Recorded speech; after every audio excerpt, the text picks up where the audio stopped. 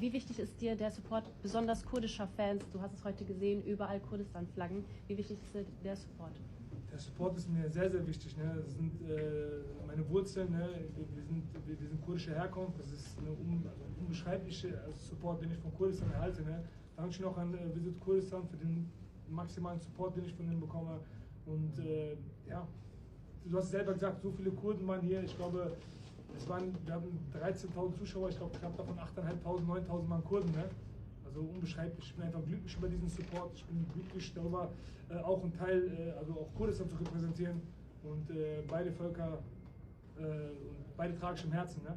Und welche Message hast du besonders heute? Du siehst, was in Rojava und Rojhelat passiert. Ich habe eine besondere Message, das habe ich auch im Ring gesagt, ne? Free Rojava, an alle Leute, die das mitbekommen haben. Ich weiß, ich habe das halt ein bisschen so in Social Media mitbekommen, war halt im Fokus, im Training und so. Was da gerade eben passiert, wir dürfen da jetzt nicht, wir dürfen nicht ja wegschauen, wir müssen da hingucken, wir müssen da auch aufmerksam machen. Und da werden Menschen einfach unschuldig umgebracht, von ihren Häusern rausgezogen und wie gesagt, Free Rojava, an alle Leute, bitte schaut nicht weg. Wir müssen alle zusammenhalten. Es geht auch nicht kurdische Abstammung, es geht an einfach einen Mensch. Wir sind Menschen und wir müssten da, wie gesagt, alle gemeinsam halten und einfach mal darauf aufmerksam machen, dass unschuldige Menschen umgebracht werden.